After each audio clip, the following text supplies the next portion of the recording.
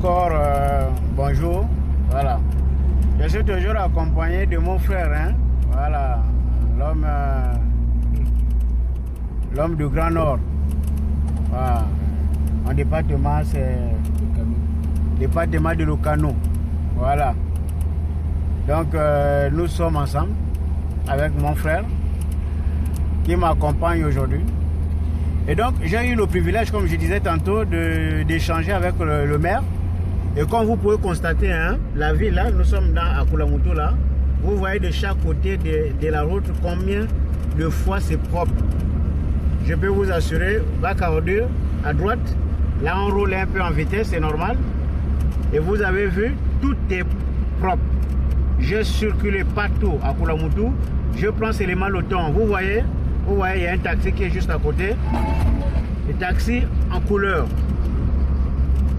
Et là, de chaque côté de la route, c'est propre. C'est le constat que j'ai moi-même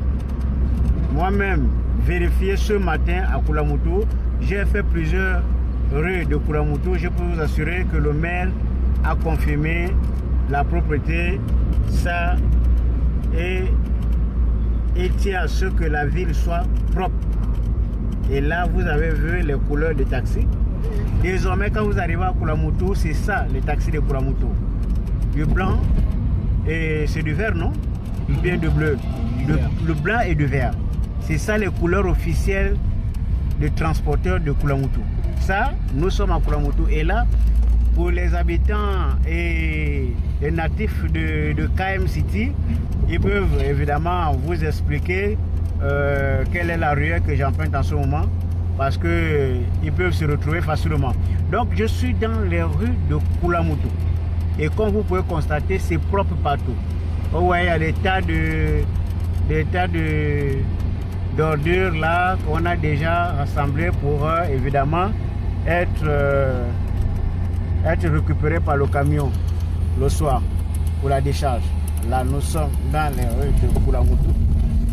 Et je vous ai déjà présenté deux couleurs de taxi. Voilà, c'est les taxis qui fonctionnent ici. Donc le maire me disait tantôt que dès son arrivée, il voulait organiser le secteur de transport.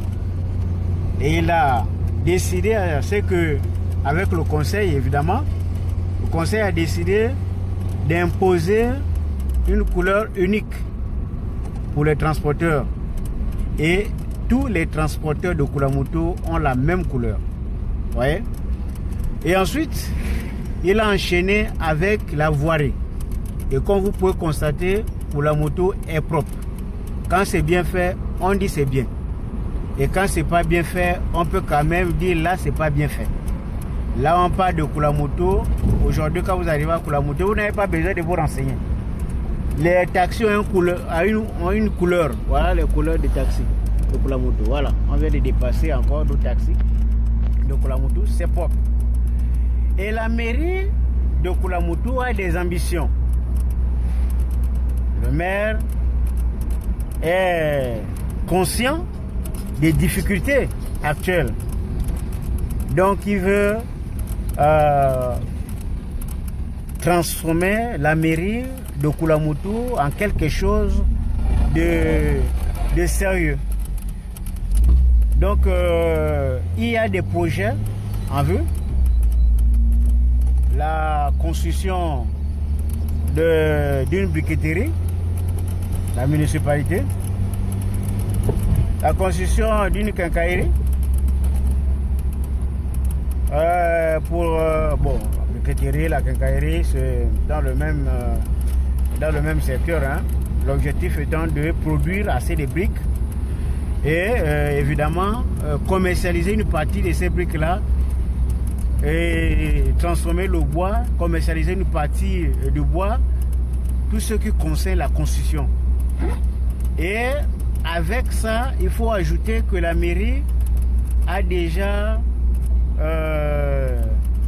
un projet sur 2 sites de plusieurs hectares. L'objectif étant de viabiliser les sites où la mairie peut désormais mettre à disposition des habitants de Kulamutu et puis des Gabonais en général des parcelles appropriées à moindre coût et surtout également de permettre à ce que, on tourne comme ça, de permettre à ce que les... Oui, on tourne comme ça si c'est possible de tourner. De permettre à ce que les habitants de Koulamoutou puissent avoir des parcelles en moindre coût et puissent évidemment permettre, ces mêmes structures-là vont permettre à la mairie de pourquoi pas de commencer à investir dans le compte de la municipalité. Donc en construisant par exemple des villas, puisque ayant une briqueterie et le bois, donc la mairie peut désormais évidemment commencer sa propre construction de... Et là nous sommes à la place de l'indépendance de Koulamoutou évidemment, et donc la mairie ambitionne également de se lancer dans l'immobilier.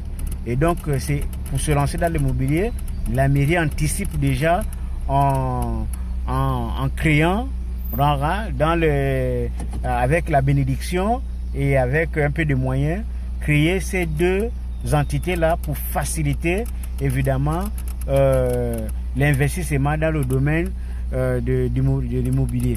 Et donc tout ça c'est pour permettre à la mairie de générer des recettes propres, parce que la subvention parfois ça prend du temps, parfois ça pénalise l'exécution rapide des projets. Donc avec les recettes propres, je crois qu'une mairie qui a ces recettes propres peut facilement se déployer quand c'est nécessaire, avant d'entendre l'arrivée du budget bien sûr. Donc voilà un peu ce que j'ai appris aujourd'hui à Koulamoutou, et je pense que ça a encouragé.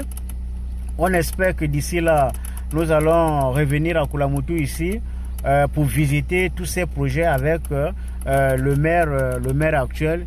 On espère que les autorités vont accompagner la nouvelle vision de la municipalité de Koulamoutou pour faire en sorte que Koulamoutou, évidemment, rentre dans la catégorie très serrée des villes, des capitales qui essayent de s'en sortir, qui essayent de progresser pour présenter un meilleur visage aux visiteurs.